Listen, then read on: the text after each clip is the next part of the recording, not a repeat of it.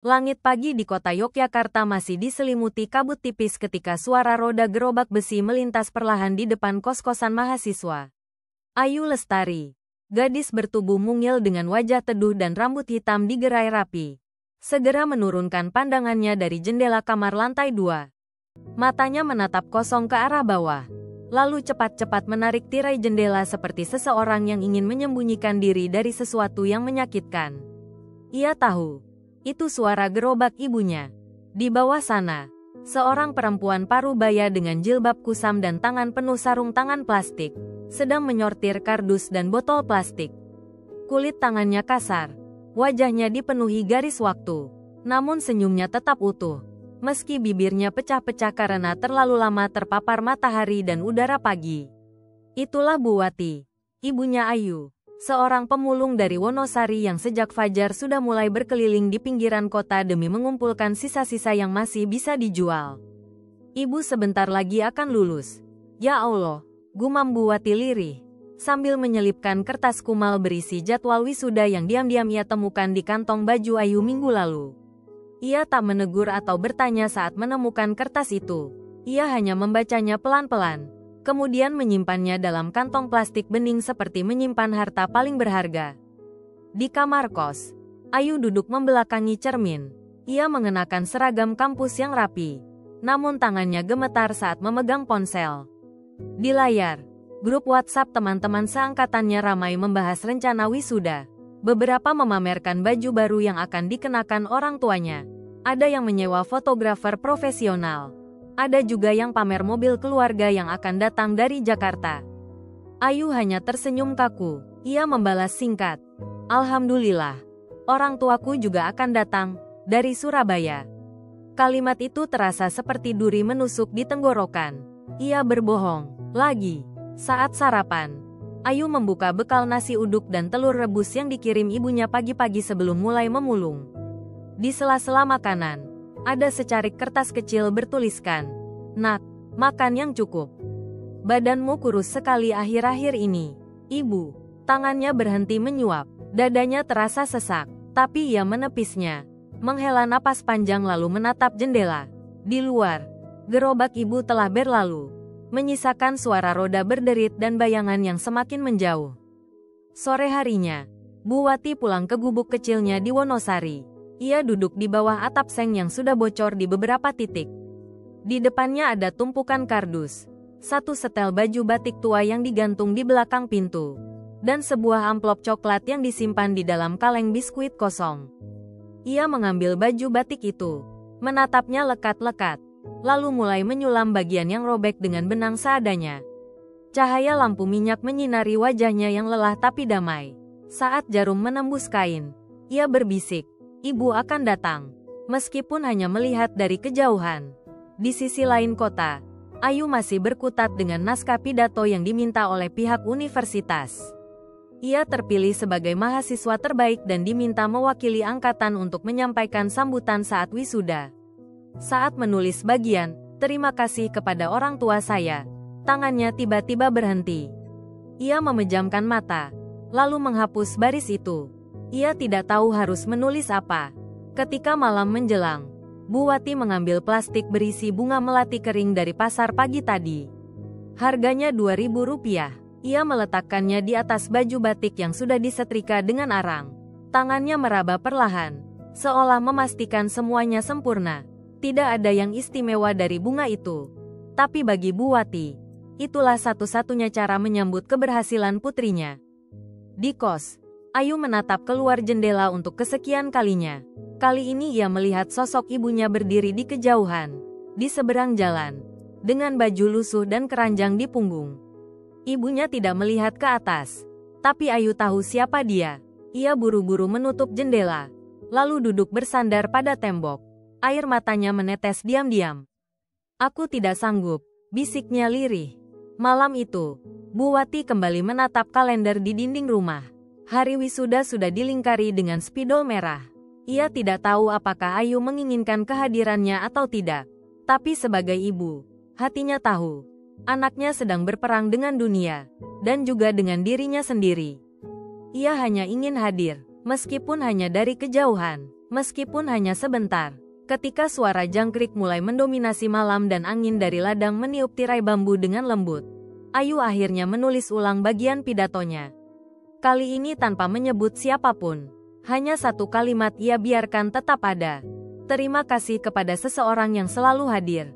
Bahkan ketika aku berpura-pura tidak melihatnya. Di lantai bawah, penjaga kos sedang menyalakan lampu di halaman. Seseorang bertanya, tadi ada ibu-ibu tua lewat sini. Nyari siapa ya? Penjaga itu mengangkat bahu. Entahlah, tapi dia berdiri lama sekali. Seperti sedang menunggu. Keesokan harinya, Ayu melihat keluar jendela lagi. Jalanan sudah sepi, tapi di sudut gang, ada bekas tapak kaki basah dan setangkai melati yang tergeletak di tanah. Kering, setengah hancur. Pagi itu, langit Wonosari cerah dengan awan putih tipis melayang seperti kapas. Aroma kayu bakar dari dapur tetangga menyelinap masuk ke rumah Bu Wati. Gubuk kecil berdinding anyaman bambu. Beratap seng yang mulai berkarat. Tempat di mana suara ayam berkokok dan langkah kaki bocah menuju sekolah adalah bagian dari simfoni harian.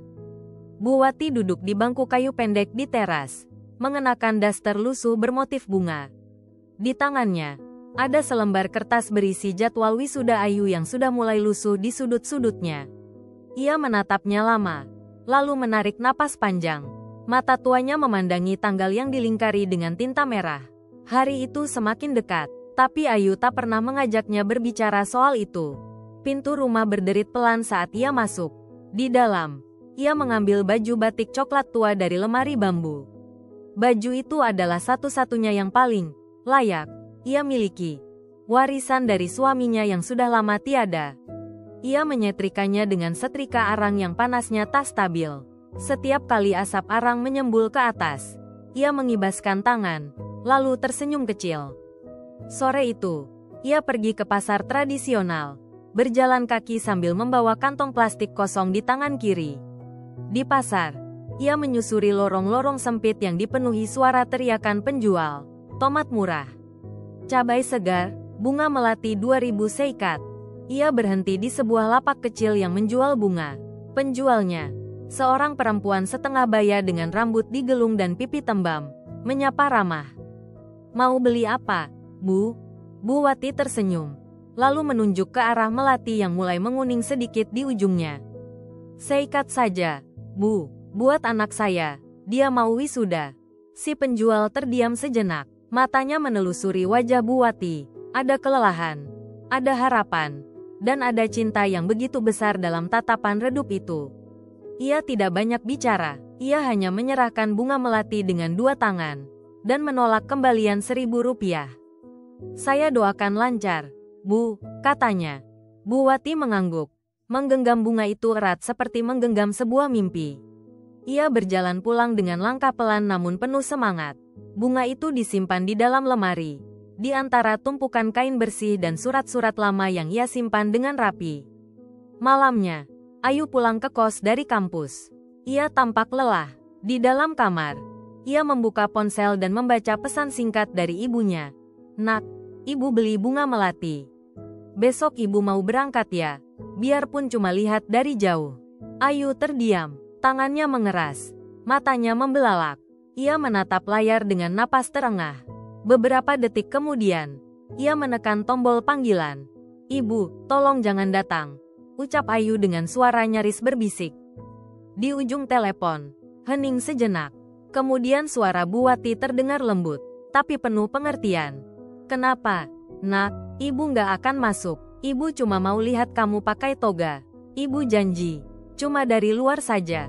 Ayu menutup matanya rapat-rapat. Ia menggigit bibirnya hingga nyaris berdarah.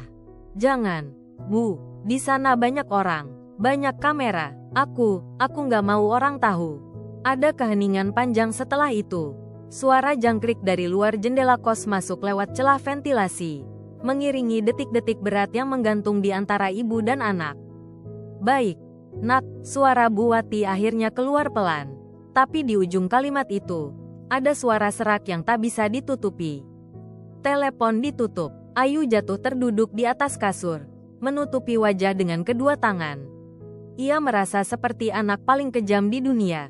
Sementara itu, Bu Wati meletakkan ponsel tua miliknya di atas meja, lalu menunduk. Air matanya jatuh satu persatu, membasahi kain batik yang sudah ia setrika rapi. Tapi ia tidak menangis dengan suara. Ia hanya diam, tertunduk, bahunya naik turun menahan sesak. Beberapa saat kemudian, ia berdiri. Dengan tangan gemetar, ia mengambil jarum dan benang. Ia menjahit lubang kecil di bagian pundak baju batik itu. Setiap tusukan jarum terasa seperti luka yang tidak berdarah. Tapi ia tetap menyelesaikannya, karena ia tahu, cinta seorang ibu tidak akan berhenti hanya karena ditolak. Di kamar Ayu, layar ponselnya kembali menyala. Ada pesan masuk dari Mbak Rika. Yuk latihan pidato bareng besok. Jangan lupa nyebutin orang tuamu ya. Momen spesial ini, mereka pasti bangga banget. Ayu tidak membalas. Ia hanya menatap layar dalam diam. Lalu ia mematikan ponsel dan rebahan di tempat tidur. Matanya menatap langit-langit yang mulai retak, dan pikirannya melayang ke masa kecil. Ia teringat saat ibunya memandikannya di sungai. Saat tangannya yang kasar menggosok punggung kecil Ayu dengan sabun batangan. Ia ingat bau sabun kep burung. Ingat suara ibu menyanyikan tembang Jawa pelan-pelan sambil menyisir rambutnya. Dan sekarang, ia justru menyuruh ibunya menjauh. Demi apa? Gengsi? Ketakutan akan cibiran orang lain? Ayu tak sanggup menjawab pertanyaan-pertanyaan itu. Pagi berikutnya, Bu Wati menyimpan bunga melati ke dalam kantong plastik bening. Ia mengambil selembar kertas dari buku tulis lusuh dan menulis. Untuk Ayu, anak ibu yang paling hebat. Ibu nggak akan masuk ke aula, tapi ibu akan datang. Dan ibu akan bangga melihat kamu dari jauh. Ibu, surat itu ia lipat kecil. Disisipkan ke dalam kantong bunga. Ia memandanginya sebentar, lalu menciuminya pelan. Hari semakin siang, di halaman rumah, Bu Wati menyapu dedaunan yang jatuh dari pohon jambu. Langkahnya pelan, tapi matanya tajam memperhatikan setiap sudut halaman. Ia ingin rumah terlihat rapi, meskipun tak ada tamu yang akan datang. Tetangga sebelah, Pak Karjo, menyapa sambil membawa ember air. Mau ke Yogya, Bu? Tanyanya. Bu Wati tersenyum, mengangguk pelan. Hanya sebentar, nggak masuk ke dalam. Cuma mau lihat anak saya dari kejauhan. Pak Karjo mengangguk, lalu berlalu. Tapi matanya memandang Bu Wati dengan hormat. Ia tahu, tak semua ibu punya keberanian seperti itu, untuk mencintai dalam diam, dan tetap memberi meski ditolak. Malam itu, sebelum tidur, Bu Wati menyiapkan semuanya. Ia lipat baju batik, disimpan bersama bunga dan surat. Ia memeluk tas kecilnya seperti memeluk Ayu kecil yang dulu sering tidur di pelukannya. Ia menatap langit-langit, dan berbisik, besok ibu akan lihat kamu, meski dari balik pagar. Dan di tempat lain, Ayu duduk di depan cermin, mengenakan toga untuk mencoba ukurannya. Ia menatap dirinya lama, lalu berkata pelan pada bayangan, "Apa ibu akan tetap datang?" Hari wisuda akhirnya datang. Langit Yogyakarta dibalut mendung tipis. Udara pagi terasa lebih dingin dari biasanya. Di luar aula Universitas Surya Cendekia, deretan mobil pribadi berhenti satu persatu, menurunkan keluarga para mahasiswa. Para ayah mengenakan jas. Para ibu tampil anggun dengan kebaya dan sanggul modern. Bunga-bunga warna-warni ditenteng di tangan, bersama kamera dan semangat penuh kebanggaan. Di sudut aula, Ayu berdiri dengan toga hitam yang disetrika rapi. Topi persegi di kepalanya sedikit miring, namun ia tak peduli. Pandangannya kosong, menyapu ruangan dengan gugup. Di tangan kirinya, naskah pidato sudah direvisi 5 kali sejak subuh tadi. Ia masih ragu, masih takut. "Kamu cantik banget, Yu," ujar Mbak Rika sambil menepuk bahunya. Ayu memaksakan senyum. "Terima kasih. Kamu bawain bunga buat ibu?" tanya Rika lagi, sambil menunjukkan buket mawar merah besar yang dibawa ibunya. Ayu tercekat. "Enggak, ibu lagi di Surabaya. Enggak bisa datang," jawabnya singkat. Di luar, Bu Wati berdiri di balik pagar besi hitam, beberapa meter dari pintu utama aula. Ia mengenakan baju batik yang disetrika semalam, jilbab krem yang mulai usang di ujungnya, dan sandal jepit yang bersih meski sudah menipis. Di tangannya tergenggam erat plastik bening berisi seikat bunga melati dan secarik surat yang dilipat rapi. Wajahnya gugup. Ia menunduk saat melihat mobil-mobil mewah melintas di depannya. Orang-orang lewat tanpa menyapa. Beberapa mahasiswa melihat ke arahnya, lalu berbisik-bisik. "Ibu siapa tuh? Pakaian lusuh banget," bisik seorang mahasiswi. "Jangan-jangan pemulung, nungguin sisa makanan mungkin," sahut yang lain sambil tertawa pelan. Bu Wati mendengar, tapi ia hanya menunduk lebih dalam. Wajahnya berubah. Senyum yang semula menggantung di bibirnya pelan-pelan lenyap, tergantikan oleh ketegangan yang tak bisa ia sembunyikan. Tapi ia tetap berdiri, tetap menggenggam bunga dan surat itu dengan kedua tangan. Seorang satpam datang menghampiri. "Bu, ini tempat keluarga mahasiswa. Kalau bukan tamu undangan, mohon menjauh sedikit ya." Bu Wati mengangguk cepat. "Maaf, Pak, saya cuma mau lihat dari sini saja. Silakan geser ke trotoar. Jangan mengganggu lalu lintas," ujar satpam, lebih keras. Beberapa pasang mata mulai tertuju pada mereka. Ada yang mulai mengambil gambar. Ada yang menertawakan. Ada pula yang memalingkan muka, pura-pura tidak melihat. Saat itu, Ayu melangkah keluar dari aula untuk menenangkan diri. Ia ingin menghirup udara segar. Tapi langkahnya terhenti saat matanya menangkap sosok perempuan kurus di balik pagar, dengan baju batik familiar dan tangan menggenggam bunga melati. Darah di wajah Ayu surut seketika. Matanya membelalak, bibirnya terbuka. Tapi tak ada suara yang keluar. Ia mengenali ibu itu. Tidak mungkin salah. Ia segera mundur selangkah. Jantungnya berdebar keras. Tangan kirinya mencengkeram naskah pidato hingga kusut. Nafasnya menjadi berat. "Oh Tuhan, ibu datang," gumamnya. Rasa takut, malu, dan marah bercampur jadi satu. Ia tak tahu harus bagaimana. Ia hanya ingin ibu itu tidak terlihat oleh siapapun. Tapi sudah terlambat. Seorang mahasiswa laki-laki berteriak sambil menunjuk ke arah pagar. Itu bukan Ibu Ayu ya? Mirip banget loh." Tapi, bow, tawa meledak dari beberapa kelompok mahasiswa. Salah satu dari mereka menutup hidung secara berlebihan dan berteriak, "Aduh, kayak abis dari tempat sampah. Wisuda kok bawa pemulung." Bu Wati mendongak. Matanya bertemu langsung dengan mata Ayu di kejauhan. Untuk sedetik, waktu seakan berhenti. Di wajah Bu Wati tergambar kebingungan, harapan, dan cinta yang tulus. Tapi yang ia lihat dari mata anaknya bukanlah hal yang sama.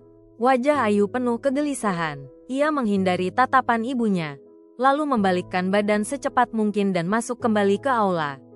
Tangannya gemetar, keringat dingin membasahi punggungnya. Ia masuk ke kamar mandi dan mengunci diri. Napasnya tersengal. Di luar, Bu Wati menunduk kembali. Ia memeluk bunga dan surat ke dada, lalu berbalik. Namun sebelum ia sempat melangkah, sebuah balon dekorasi meledak di dekatnya, membuat semua orang menoleh. "Bu, saya bilang minggir ya, ini ganggu acara," kata satpam itu lagi, kali ini dengan nada tinggi. "Bau banget lagi. Tolong dong hormati acara orang." Kata-kata itu seperti cambuk. Di antara kerumunan yang diam, seseorang melemparkan tutup botol plastik ke arah kaki Bu Wati. "Balik ke tempatmu, Bu. Ini bukan pasar." Wajah Bu Wati pucat. Ia menunduk, lalu memungut tutup botol itu, memasukkannya ke kantong plastik. Gerakannya perlahan, hampir seperti robot. Tapi matanya berkaca-kaca. Ia tak berkata apa-apa. Ia hanya melangkah pergi. Di dalam aula, acara dimulai. Musik gamelan diputar pelan. Nama Ayu Lestari dipanggil sebagai lulusan terbaik. Ia berdiri di tengah panggung, di bawah sorotan lampu, dengan ratusan pasang mata menatap ke arahnya. Ia menggenggam naskah pidato dengan tangan yang masih gemetar. Tapi pikirannya berada di luar pagar. Ia melihat kembali bayangan ibunya, berdiri sendiri, dicemooh, dan ditolak. Hanya karena ingin menyaksikan putrinya lulus. Saat ia mulai berbicara, suaranya serak. Kalimat pertamanya tertelan oleh air liur yang pahit. Ia menghela napas, menatap naskahnya sebentar, lalu membuangnya ke lantai panggung. Semua orang terdiam. Ayu menatap ke arah kamera televisi, lalu berkata dengan suara gemetar namun lantang, "Saya minta maaf, ibu saya tidak memakai kebaya indah, tidak datang naik mobil mewah. Tapi karena beliau, saya bisa berdiri di sini hari ini." Hening. Saya anak dari seorang pemulung. Dan saya bangga. Terdengar bisik-bisik di antara para tamu. Beberapa terlihat kaget, beberapa menggeleng, dan beberapa lainnya mulai meneteskan air mata. Tapi Ayu tak peduli. Ia sudah bicara. Setelah pidato usai, Ayu turun dari panggung, berlari keluar aula, menyusuri keramaian dengan panik. Ia mencopot topi toganya, menoleh ke kanan dan kiri, mencari sosok yang begitu berarti baginya. Tapi jalanan sudah kosong, hanya ada sepasang sandal jepit tua di tepi trotoar, dan setangkai bunga melati yang jatuh di atasnya. Langit mendung sore itu seakan turut menyesakkan dada Ayu yang berdiri membatu di pinggir jalan, tepat di tempat di mana sandal jepit tua dan setangkai bunga melati tergeletak. Tangannya gemetar saat ia membungkuk, memungut bunga yang kini sebagian kelopaknya sudah rontok, lembab oleh embun dan debu trotoar.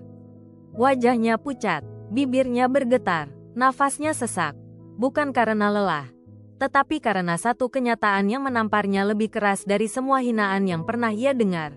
Ibunya telah pergi, bukan pergi biasa, tapi pergi setelah dihina, dipermalukan, dan ditolak oleh darah dagingnya sendiri. Ayu menatap sandal itu, dingin, diam, tak bernyawa, tapi seolah berbicara padanya. Ia mencium bau tanah yang tercampur keringat dan air mata.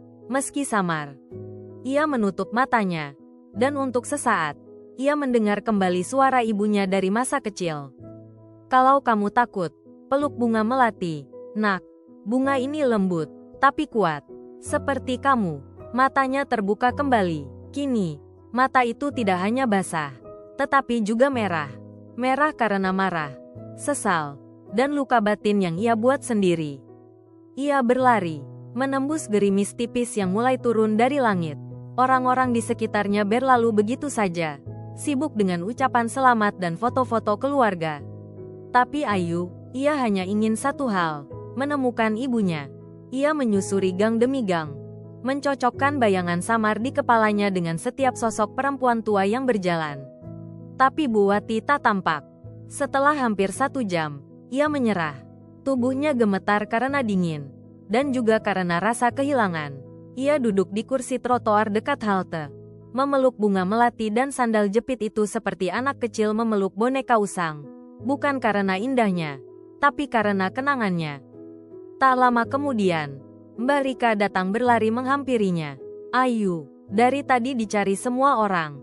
Kamu kemana aja? Ayu tak menjawab. Ia hanya mengangkat bunga itu ke hadapan Rika. Ibu datang, tapi aku mengusirnya. Mbak Rika terdiam. Ia melihat mata Ayu yang sembab, wajahnya yang basah oleh air hujan dan air mata, serta tangan yang mencengkeram bunga seolah tak ingin dilepaskan.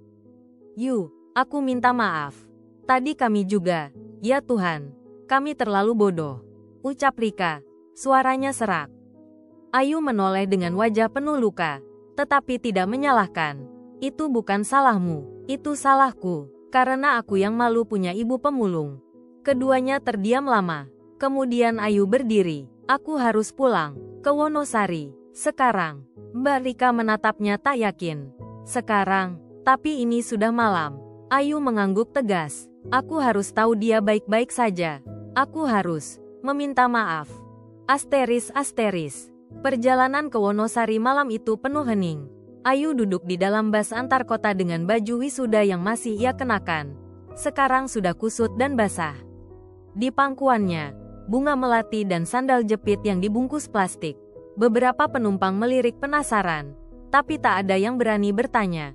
Sampai di terminal kecil Wonosari, langit sudah gelap total. Jalanan sepi, hanya lampu jalan yang menerangi langkahnya. Ayu menyusuri jalan menuju rumahnya. Di depan gerbang bambu yang setengah rubuh, ia berhenti. Rumah itu gelap, tak ada suara. Hanya suara jangkrik dan bunyi ranting yang bergesek ditiup angin. Dengan tangan gemetar, ia mengetuk pintu. Bu, tak ada jawaban. Bu, ini Ayu, ibu di dalam. Suara pintu bambu itu berderit saat ia dorong pelan. Di dalam, lampu minyak menyala kecil di sudut meja, menyorot ruangan yang tertata sederhana. Di atas meja, ada sebuah piring berisi nasi liwet dingin dan tempe goreng yang tampaknya belum tersentuh. Dan di sampingnya, ada sebuah amplop putih. Ayu mendekat. Tangannya menggigil saat meraih amplop itu. Namanya tertulis dengan tulisan tangan ibu yang ia hafal luar kepala. Untuk Ayu. Ia membuka pelan. Di dalamnya, selembar surat ditulis dengan tinta biru. Nak, maaf ya kalau kehadiran ibu bikin kamu malu hari ini. Ibu nggak bermaksud apa-apa. Ibu cuma pengen lihat kamu pakai toga. Walau cuma dari jauh. Itu sudah cukup bikin ibu bangga. Maaf kalau baju ibu bau. Maaf kalau ibu bikin kamu malu. Tapi ibu sayang kamu. Nak, sampai kapanpun, jangan takut jadi diri sendiri. Ibu selalu di sini. Meski kamu nggak lihat ibu. Ibu, air mata Ayu jatuh membasahi kertas itu. Tangannya menutup mulutnya agar isaknya tak terdengar. Tapi tubuhnya bergetar hebat. Ia terduduk di lantai tanah. Memeluk surat itu ke dada. Maafkan aku, Bu. Malam itu, Ayu tidur di lantai rumah, berselimut sarung tua milik ibunya. Ia memeluk surat itu erat-erat, seakan ingin menghapus semua luka dengan air mata. Dan ketika fajar menyingsing, ia keluar rumah, menatap langit Wonosari yang perlahan memerah. Burung-burung mulai bersiul, dan suara pasar pagi mulai terdengar dari kejauhan. Ayu berdiri di depan pintu, memeluk dirinya sendiri. Ia tahu, hari ini ia harus mulai membayar semua luka yang ia berikan kepada perempuan yang paling mencintainya. Pagi itu, langit Wonosari mendung tapi tidak hujan. Cahaya matahari tersembunyi di balik awan kelabu, membuat semua terlihat pucat dan redup. Ayu berdiri di halaman rumah ibunya dengan mata sembab, tubuh lemas seperti kehilangan tulang punggung.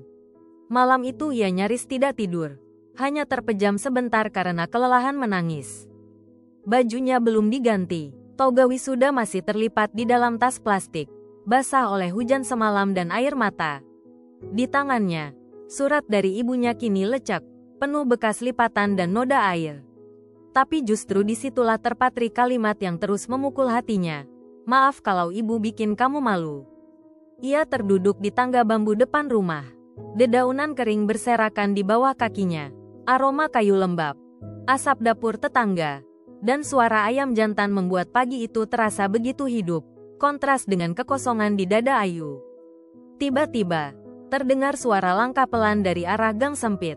Ayu menoleh cepat, harapan memercik di matanya. Tapi bukan ibunya, itu Pak Karjo, tetangga sebelah, membawa sepeda ontel dengan keranjang sayur di depan. Ia berhenti saat melihat Ayu. "Nduk, kamu pulang?" Ayu berdiri cepat. "Pak Karjo, ibu saya di mana?" "Pak, saya nyari sejak semalam. Ibu nggak di rumah." Pak Karjo terdiam sejenak. Ia menurunkan sepedanya, meletakkan keranjang perlahan. Wajahnya tampak ragu, lalu menarik napas dalam. "Kamu belum tahu, ya?" Ayu membeku. Pak Karjo melanjutkan dengan suara pelan. "Ibumu jatuh semalam, di terminal. Pingsan, warga bawa ke puskesmas. Tapi karena sepi petugas, dibawa ke RSUD Gunung Kidul. Sekarang dirawat di sana." Ayu mengangkat tangan menutupi mulutnya. Matanya membelalak. Ya Allah, tanpa menunggu lagi, ia berlari ke dalam rumah, mengambil tas, surat, bunga melati, lalu keluar dengan langkah terburu. Kakinya gemetar, tapi hatinya lebih gemetar. Semoga belum terlambat. Gumamnya berulang-ulang seperti mantra penyesalan yang tidak kunjung habis. Asteris. Rumah sakit umum daerah Gunung Kidul tidak ramai pagi itu. Di lorong bangsal, suara langkah kaki berpadu dengan bunyi mesin infus dan napas berat pasien. Ayu berlari melewati resepsionis, menanyakan nama ibunya dengan suara panik. "Bu Wati, masuk semalam, di bangsal C, kamar paling ujung." "Mbak," jawab perawat ramah. Tapi nada suaranya langsung berubah prihatin ketika melihat wajah Ayu yang pucat pasi. Ayu berlari menyusuri lorong bangsal C. Dan di sana, di tempat tidur ujung ruangan, ia melihat ibunya. Tubuh kurus itu terbaring diam. Wajahnya pucat, bibirnya kering. Tangan kirinya diinfus. Tangan kanannya diletakkan di atas perut. Rambut yang biasanya terselip rapi dalam jilbab, kini terlihat sebagian kusut dan tidak terurus. "Ibu," bisik Ayu sambil mendekat. Bu Wati membuka matanya perlahan. Butuh waktu beberapa detik sebelum ia mengenali wajah yang kini menunduk di samping tempat tidurnya. "Ah, Ayu," suara itu lemah. Nyaris tak terdengar. "Iya, Bu, ini Ayu. Maafin aku. Maafin aku," ucap Ayu tergugu. Lututnya jatuh ke lantai. Tangannya menggenggam erat tangan ibunya yang dingin. Bu Wati tersenyum. Bahkan dalam kondisi lemah, senyum itu masih ada. Senyum seorang ibu yang tidak pernah meminta balasan, hanya ingin anaknya pulang. "Kenapa kamu datang?" tanya Bu Wati lirih. Ayu menunduk. Air matanya menetes deras. Aku salah, Bu. Aku malu. Aku egois. Aku jahat. Aku usir ibu. Padahal ibu cuma mau lihat aku lulus." Tangannya bergetar saat menyodorkan bunga melati yang kini hampir layu. "Ibu beli ini buat aku. Tapi aku malah buang muka." Bu Wati menatap bunga itu. Matanya berkaca, tapi senyumnya menguat. Ia mengangkat tangan yang masih bisa digerakkan, menyentuh pipi Ayu pelan. "Kamu lulus, Nak. Ibu lihat dari jauh. Kamu berdiri di atas panggung. Kamu hebat." Ayu mencium tangan ibunya, menitikkan air mata di atas selimut putih yang menutupi tubuh itu. Ia menunduk lebih dalam, sampai seluruh tubuhnya seperti tenggelam dalam lautan penyesalan. "Mulai sekarang, aku nggak mau sembunyi lagi, Bu. Aku mau bilang ke semua orang bahwa aku ini anak dari Bu Wati, seorang pemulung yang paling hebat sedunia." Bu Wati tersenyum lagi, tapi kali ini, senyumnya dibarengi air mata yang jatuh perlahan dari sudut mata. "Terima kasih, Nak." 3 hari kemudian, Ayu tetap tinggal di rumah sakit, mendampingi ibunya. Ia tidur di kursi lipat, menyuapi makanan, mengganti kain, memijat tangan ibunya yang bengkak karena infus. Setiap malam, ia membaca ulang surat itu, dan setiap pagi, ia menyiram bunga melati kering yang kini disimpan di dalam botol kecil sebagai kenang-kenangan. Saat ibunya tidur, Ayu membuka ponsel dan menulis sesuatu. Postingan itu diunggah ke media sosial. "Aku adalah lulusan terbaik dari universitas ternama. Tapi hari itu, aku menolak orang yang membuatku bisa berdiri di sana. Dia pemulung, ibuku, dan hari ini, aku ingin dunia tahu. Aku bangga menjadi anak dari Bu Wati." Ia menyertakan foto sandal jepit dan bunga melati di trotoar. Dalam hitungan jam, unggahan itu viral. Komentar membanjiri. Dari pujian hingga permintaan maaf publik.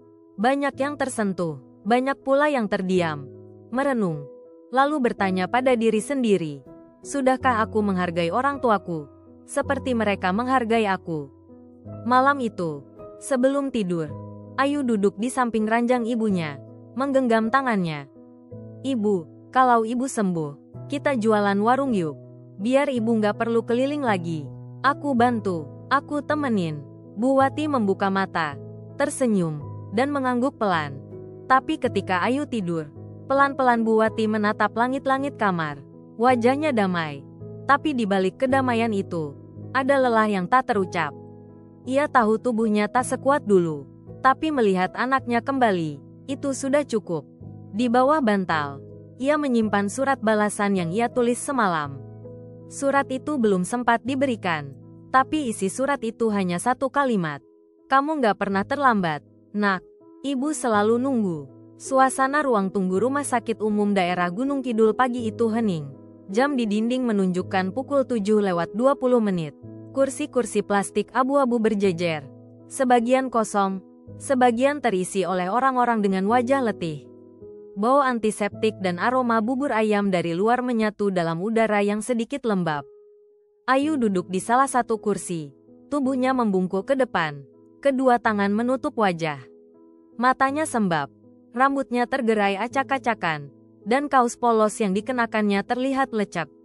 Di sampingnya, sebuah botol kaca kecil berisi bunga melati kering tergenggam erat. Pagi ini, dokter baru saja memberitahunya bahwa kondisi Bu Wati mengalami komplikasi. Tekanan darah turun drastis semalam. Dan ada kemungkinan organ dalamnya mengalami kelelahan fungsi karena usia dan beban kerja fisik bertahun-tahun. Beliau butuh istirahat total, mentalnya masih kuat, tapi tubuhnya sudah sangat lelah, kata dokter sambil menatap Ayu penuh empati. Ayu mengangguk waktu itu. Tapi sekarang, ia duduk seperti patung batu. Diam, membatu, mata kosong. Tiba-tiba, pintu ruang ICU terbuka, dan seorang perawat keluar tergesa. Keluarga pasien atas nama Bu Wati. Ayu berdiri cepat. Saya anaknya. Kami butuh persetujuan. Akan dilakukan tindakan tambahan untuk menjaga tekanan darah. Silakan tanda tangan di sini. Tangan Ayu gemetar saat menerima kertas itu. Ia menatap baris-baris tulisan dengan pandangan kabur. Tinta pena di tangan kanannya menggores tanda tangan yang goyah. Bukan karena ragu, tapi karena takut.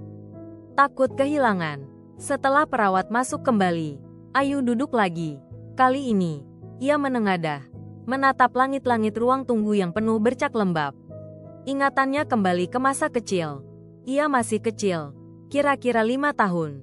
Hari itu hujan besar, dan atap rumah bocor parah. Tapi Bu Wati tetap memeluknya erat di bawah satu payung kecil, menutupinya dengan badan sendiri. Membisikkan, yang penting kamu gak sakit. Air mata Ayu menetes. Ia memeluk botol bunga melati, lalu membisikkan pelan. Bu, aku di sini. Tolong jangan pergi. Beberapa menit kemudian, seseorang duduk di sampingnya. Suara langkah sepatu pria, disertai aroma parfum mahal yang tak asing. Ayu, ia menoleh cepat, matanya membelalak. Pak Guntur, dosennya sekaligus direktur yayasan universitas, duduk dengan wajah prihatin. Saya lihat postinganmu. Saya langsung ke sini. Saya sangat tersentuh dan juga merasa bersalah. Ayu menunduk. Bukan salah Bapak. Pak Guntur menghela napas. Wajahnya terlihat jauh lebih tua dari biasanya. Kerutan di dahinya makin jelas. Ayu, boleh saya jujur? Ayu menoleh pelan. Waktu kamu dipilih jadi pembicara wisuda, ada yang protes. Katanya, kamu cuma pemulung yang untung dapat beasiswa. Mereka bilang kamu bukan dari kalangan kita. Ayu terdiam, wajahnya memucat. Tapi saya tetap pilih kamu. Karena nilai kamu, kerja keras kamu, dan, ya, saya tahu latar belakangmu. Diam-diam, saya kagum pada ibumu. Saya pernah lihat beliau dorong gerobak dekat kampus. Pagi-pagi, Ayu mengepalkan tangannya. Saya malah mengusir dia. Pak Guntur menepuk bahunya. Tapi kamu sadar, itu yang penting. Mereka terdiam lama. Kemudian Pak Guntur berkata, kalau kamu mau, setelah semua ini selesai, kamu bisa bantu program sosial kampus. Kita buka pelatihan buat anak-anak jalanan. Dan kamu jadi mentornya. Mata Ayu membulat. Saya, boleh, lebih dari boleh. Kamu pantas. Tepat saat itu, seorang perawat muncul lagi dari dalam ICU. Pasien atas nama Bu Wati mulai sadar. Tapi kami batasi satu orang saja yang boleh masuk. Ayu berdiri cepat. Dadanya sesak. Ia berjalan ke dalam, menelusuri lorong putih panjang menuju ruang ICU. Setiap langkah seperti membawa beban satu dunia. Ketika sampai di samping ranjang, ia melihat Bu Wati membuka mata. Pelan, lambat, tapi senyumnya langsung muncul ketika melihat wajah Ayu. Alhamdulillah, kamu masih di sini. Ayu duduk, menggenggam tangan ibunya. Ibu, istirahat ya, jangan mikirin yang lain. Aku akan jaga ibu. Bu Wati mengangguk, wajahnya lemah, tapi damai. Tangan tuanya mengusap kepala Ayu seperti saat kecil dulu. Maaf ya, ibu ngerepotin. Ayu menangis pelan. Ibu gak pernah merepotkan. Ibu, sumber hidupku. Beberapa menit mereka hanya saling menatap. Tak ada kata, hanya kehangatan dan getar hati yang saling menyatu. Lalu, Ayu mengeluarkan surat balasan yang ditulis ibunya dan belum sempat ia buka. Ibu nulis ini ya? Tanyanya sambil menunjukkan kertas lipat yang mulai kusut. Bu Wati mengangguk pelan. Ayu membuka perlahan. Kamu gak pernah terlambat, nak. Ibu selalu nunggu. Air matanya langsung jatuh. Deras. Ia mencium tangan ibunya, meletakkan surat itu di dada, lalu menunduk lama di sisi ranjang. Saat Ayu keluar dari ruangan, wajahnya berubah. Masih lelah, tapi kini ada cahaya. Cahaya yang baru, semacam tekad. Di luar, Pak Guntur masih menunggu. Dia sadar? Tanya Pak Guntur. Ayu mengangguk. Dia kuat, Pak. Lebih kuat dari siapapun yang pernah saya kenal. Pak Guntur tersenyum. Dan kamu?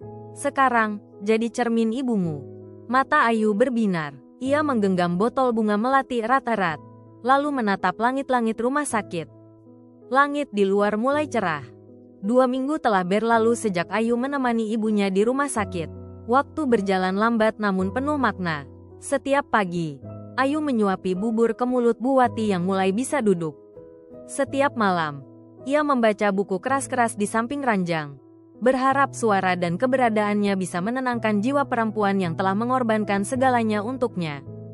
Hari ini, untuk pertama kalinya, Bu Wati diperbolehkan duduk di kursi roda dan keluar dari ruang perawatan ke taman rumah sakit. Langit Yogyakarta cerah. Langit biru bersih seperti baru dicuci oleh hujan malam sebelumnya. Daun-daun trembesi berguguran perlahan, diterpa angin pagi yang sejuk. Ayu mendorong kursi roda perlahan. Matanya terus menatap wajah ibunya yang menengadah ke langit. Wajah itu mulai lebih segar, meski masih pucat. Ada senyum kecil di bibir Bu Wati, namun matanya berkaca-kaca. Aku kangen angin pagi begini, Yu. Udah lama ibu nggak ngerasain. Ayu menahan isak. Ia menggenggam tangan ibunya dari belakang kursi roda. Mulai sekarang, tiap pagi kita jalan bareng. Ya, Bu. Bu Wati tersenyum. Tapi senyumnya tak bertahan lama. Pandangannya mengarah jauh ke kolam kecil di ujung taman. Tempat 2 anak kecil duduk bersila sambil memegang sebungkus nasi bungkus yang dibagikan oleh relawan rumah sakit. Ibu ingat kamu dulu. Kecil, duduk di bawah pohon jambu. Kita makan nasi bungkus bareng. Ibu bilang, nanti kalau kamu besar, kamu harus duduk di ruangan sejuk, kerja pakai baju bagus. Tapi ternyata, kamu malah duduk di samping ibu yang gak bisa jalan. Ayu langsung menunduk di sisi kursi, memeluk lutut ibunya erat-erat. Jangan bilang begitu, Bu. Ibu udah bikin aku jadi manusia yang kuat. Ibu tahu, justru karena ibu, aku bisa lihat dunia ini lebih jernih. Air mata Ayu jatuh, menetes di tangan Bu Wati. Tapi Bu Wati mengusap air mata itu dengan jari gemetar, lalu mengangkat dagu Ayu pelan. Kamu sudah jadi perempuan hebat, Yu. Beberapa pengunjung rumah sakit menoleh, tersenyum melihat adegan itu. Namun di antara mereka, berdiri 2 pria berpakaian formal, memperhatikan dari kejauhan. Salah satunya adalah Pak Guntur. Dia berubah, gumamnya, dan siap menghadapi dunia. Balas pria di sebelahnya, Pak Bima, Ketua Yayasan Sosial Karya Muda, mitra baru yang tertarik dengan gagasan Ayu. Hari itu, di aula kecil rumah sakit, diadakan pertemuan antara pihak universitas dan Yayasan Karya Muda. Tujuannya, mempersiapkan peluncuran program pelatihan untuk anak-anak jalanan dan keluarga kelas pekerja. Ayu berdiri di depan, mengenakan blus putih bersih dan celana panjang hitam. Rambutnya dikuncir rapi, di dada, tergantung name tag bertuliskan, Ayu Lestari, Koordinator Program Akar. Tangannya memegang mikrofon, namun suaranya jelas dan tenang. Wajahnya tidak lagi tegang, sorot matanya mantap. Saya berdiri di sini bukan hanya sebagai lulusan universitas. Saya berdiri sebagai anak dari seorang pemulung. Dan justru karena itulah saya ingin program ini hadir, agar tidak ada lagi anak-anak yang harus memilih antara sekolah atau membantu orang tua mereka memulung. Beberapa hadirin menunduk haru, sebagian lainnya bertepuk tangan pelan. Di kursi roda di barisan depan, Bu Wati meneteskan air mata, memegangi botol kecil berisi bunga melati kering di pangkuannya. Jari-jarinya gemetar, namun wajahnya bersinar. Setelah acara, banyak orang datang menghampiri. Mereka menyalami Ayu, memeluk Bu Wati, bahkan beberapa mengajukan donasi spontan. Tapi tidak semua wajah bersahabat. Dari sudut aula, 2 perempuan muda, mantan teman seangkatan Ayu, berbisik dengan suara menyengat. Pencitraan banget, baru sekarang ngaku anak pemulung. Waktu kuliah kan ngumpet terus. Yang satu lagi menambahkan, kalau bukan karena viral, mana ada yang angkat dia. Ayu mendengar, tapi kali ini, ia tidak menunduk. Ia menoleh pelan, mendekat dengan langkah tenang. Ia menatap mereka dengan tatapan tegas namun tidak marah. Dulu, saya sembunyi karena takut. Tapi sekarang saya bicara, supaya tidak ada lagi yang perlu sembunyi. Kalau kalian masih mau mengejek, Silakan. Tapi jangan larang saya bantu orang lain. Keduanya terdiam. Tak ada balasan. Ayu berbalik. Lalu berjalan kembali ke samping ibunya. Ibu, aku tahu jalan ini nggak gampang. Tapi aku nggak akan berhenti. Bu Wati menggenggam tangannya erat. Kamu nggak sendiri. Ibu, akan ikut. Sebisa ibu. Ayu tersenyum lebar. Untuk pertama kalinya, ia merasa tidak hanya dimaafkan, tapi juga disertai. Beberapa hari kemudian, pelatihan pertama dimulai. Di aula kecil kampus, anak-anak dari keluarga pemulung, pedagang pasar, dan buruh harian berkumpul. Mereka belajar komputer dasar, public speaking, dan keterampilan usaha kecil. Ayu mengajar langsung. Ia menulis di papan tulis, mencontohkan dengan sabar. Tapi sesekali, ia melihat ke jendela. Di luar sana, Bu Wati duduk di kursi roda di bawah pohon, mengamati sambil tersenyum. Dan di antara dedaunan, angin bertiup membawa aroma samar melati yang entah dari mana datangnya. Pagi itu, cahaya mentari jatuh lembut di halaman sebuah sekolah dasar di pinggiran Yogyakarta. Burung-burung bersahutan dari pohon mahoni, dan suara tawa anak-anak bergema dari lapangan kecil yang sudah mulai ramai. Di depan gerbang sekolah, sebuah spanduk bertuliskan, "Selamat datang di program Inspirasi Akar." Ayu berdiri tegak di samping spanduk itu, mengenakan kemeja putih dan celana panjang kain berwarna krem. Di tangannya, ia memegang daftar nama peserta hari ini. Wajahnya berseri, namun sorot matanya menyimpan tekad yang mendalam. Ia menatap satu persatu anak-anak yang mulai berdatangan, sebagian tanpa alas kaki, sebagian membawa tas dari karung beras, tapi semuanya datang dengan semangat. Di antara mereka, Ayu melihat pantulan dirinya dahulu, anak kecil yang hanya ingin belajar, tapi dihimpit kenyataan hidup yang tak memberi ruang. Di sampingnya, Bu Wati duduk di kursi roda, wajahnya tampak segar meski tubuhnya masih lemah. Ia mengenakan kebaya sederhana berwarna biru tua dan selendang tipis di pundak. Di pangkuannya, seperti biasa, botol kecil berisi bunga melati kering. "Mereka mirip kamu waktu kecil, ujar Bu Wati lirih, senyumnya lembut. Ayu menoleh, menggenggam tangan ibunya. "Karena itu aku ingin mereka nggak perlu merasa takut jadi diri mereka. Nggak perlu malu dengan siapa orang tuanya." Beberapa relawan berdatangan, termasuk Pak Guntur dan Pak Bima. Mereka membawa perlengkapan pelatihan hari itu, dari laptop, proyektor, hingga kotak makan siang berisi nasi uduk dan tempe orek. Tiba-tiba, dari arah pagar, muncul dua wanita, yang sempat mencibir Ayu di aula rumah sakit. Keduanya kini mengenakan batik formal dan membawa buku catatan. "Ayu," salah satu dari mereka menyapa pelan. Ayu menoleh. Wajahnya tidak menunjukkan kejutan. Ia menatap mereka dalam-dalam. "Kami dari Dinas Pendidikan," ujar yang satunya. "Kami dapat laporan soal program ini. Awalnya kami ragu, tapi setelah melihat langsung, kami mau bantu." Ayu terdiam sejenak, lalu tersenyum kecil. "Terima kasih. Semakin banyak yang membantu, semakin besar kesempatan anak-anak ini." Keduanya mengangguk, lalu duduk bersama relawan lain. Asteris. Di dalam ruang kelas, pelatihan dimulai. Ayu berdiri di depan. Papan tulis penuh dengan tulisan tangan rapi. "Mimpi tidak perlu mahal, asal kamu percaya." Ia mengajak anak-anak menuliskan cita-cita mereka di selembar kertas warna-warni. Tangan-tangan kecil itu menari, dan saat kertas dikumpulkan, Ayu membacakan satu persatu. "Menjadi guru, menjadi penjahit, punya warung bakso, bikin rumah buat ibu." Di baris terakhir, seorang anak laki-laki kecil berdiri. Tubuhnya kurus, rambutnya berantakan, tapi matanya bersinar. "Namaku Rizal. Aku pengen jadi pengacara, biar bisa bela ibu kalau ada yang hina dia lagi." Suasana hening sejenak. Ayu menunduk, menahan tangis. Kemudian ia berkata pelan, "Rizal, kamu nggak sendiri. Aku juga pernah malu sama ibu.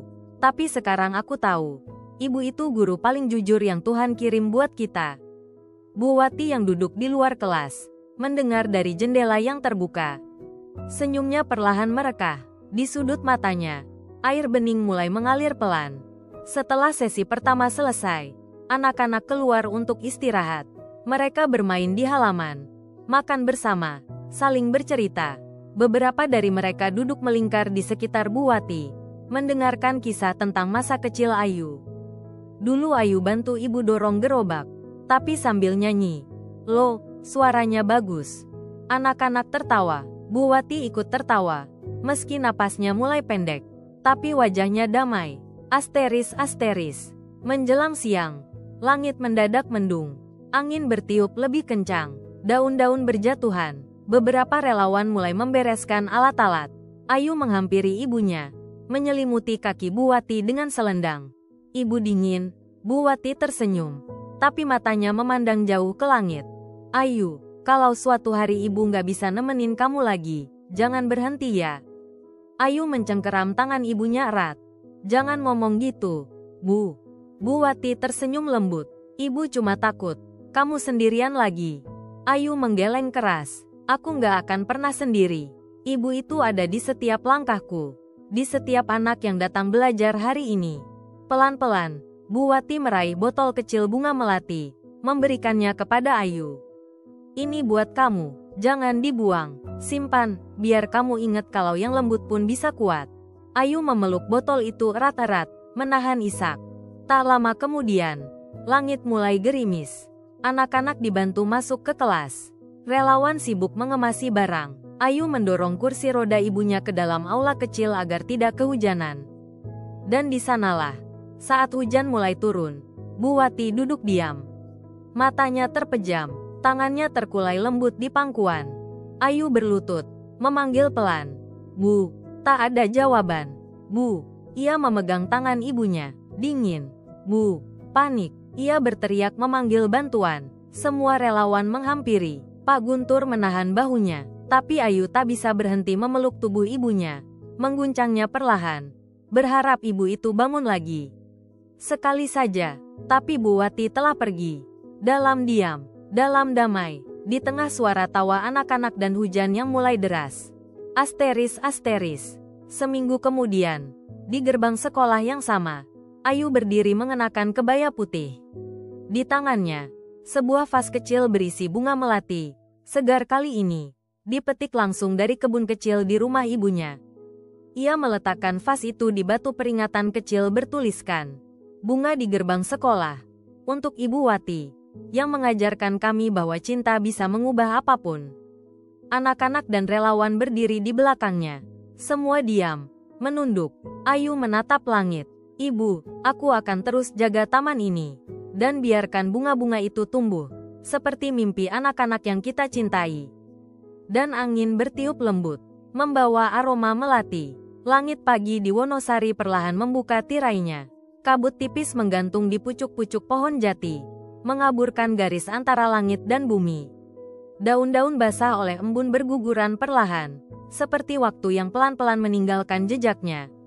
Di sudut halaman sebuah rumah kecil yang kini telah direnovasi menjadi taman baca dan pelatihan, seorang perempuan muda duduk di bawah pohon melati yang mulai berbunga.